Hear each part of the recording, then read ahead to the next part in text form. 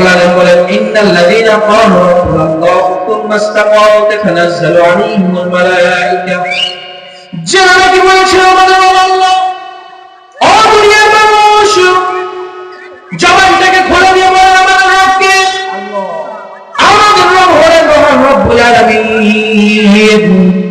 সে আল্লাহ তাআলা হলেন আমাদের রব, আমাদের রিজিকদাতা, আমাদের পালনকর্তা, আমাদের সৃষ্টিকর্তা। এই গোটা দুনিয়ার মালিক যিনি, তিনি কে? গোটা দুনিয়ার মালিক যিনি, তিনি কে? আল্লাহ রাব্বুল আলামিন। তিনি এই দুনিয়াটাকে সৃষ্টি করেছেন এত সুন্দর করে, আপনাকে আমাকে এত সুন্দর করে সৃষ্টি করেছেন।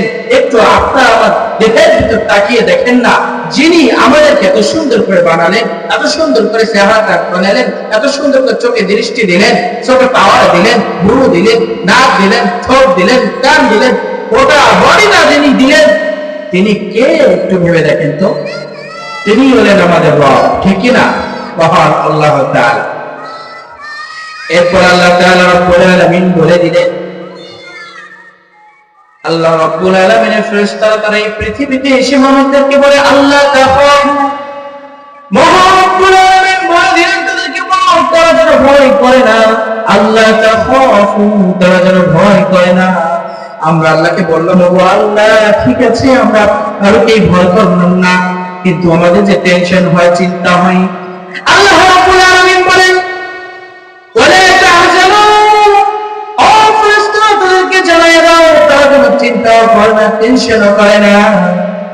আজ দেখেন এই পৃথিবীর জমিনে আল্লাহ রাব্বুল আলামিন বলেন, একমাত্র আল্লাহকে ছাড়া কাউকে যেন আমার বান্দারা ভয় করে না। কে বলছেন?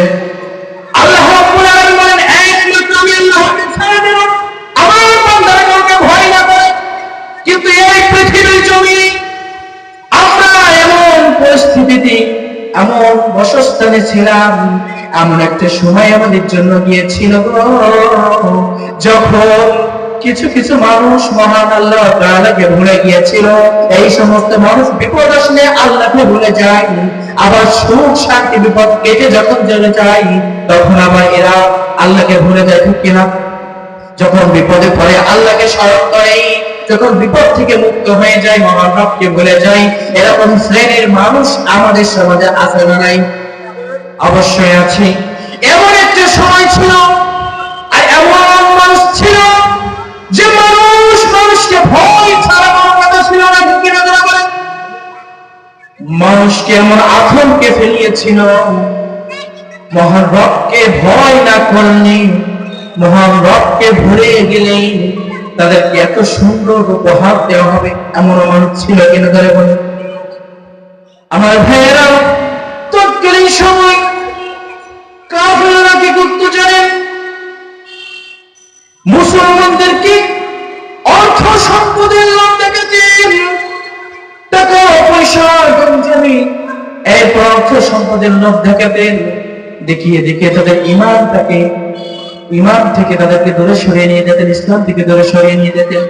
আর আল্লাহ তাআলাকে তারা ভুলে যেত, টাকা পয়সা পেয়ে, ধন সম্পদ পেয়ে। এরকম মানুষ আমাদের সমাজে আছে না? বলে এরকম মানুষ অবশ্যই আছে। আমার ভাইয়েরা, কি যে আল্লাহ বলছেন, আল্লাহ তাআফু, তোমরা আমি আল্লাহকে ছাড়া দুনিয়ার কারণ কোনো মানুষকে ভয় করো না।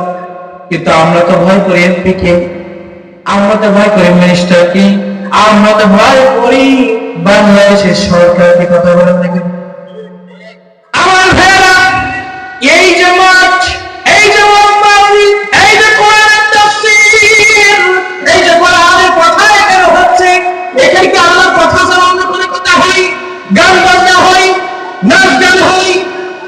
এখানে ইসলামিক জিনিস বাদে, ইসলামিক কথা বাদে অন্য কিছু কি হয়? হয় না। কিন্তু এখানে লোক যদি একজন থাকে, ওই একজনই হলো হেদায়েত প্রাপ্ত।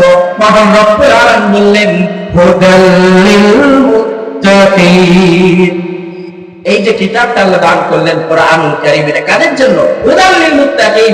অবশ্যই মুত্তাকিদের জন্য এটা হেদায়েত প্রাপ্ত, পথ প্রাপ্ত। বলি সুবহানাল্লাহ। তাহলে এই দিনের মাহফিলে এই ইজমাই যারা আসবে, একজন হোক, 10 জন হোক, এরা সবাই হেদায়েত প্রাপ্ত। বলি সুবহানাল্লাহ। এদেরকে আল্লাহ রাব্বুল আলামিন কবুল করে নিয়েছেন, বিদায় এরা আসতে পারছে। রহমত, তার দয়া ছাড়া কেউ আসতে পারবে?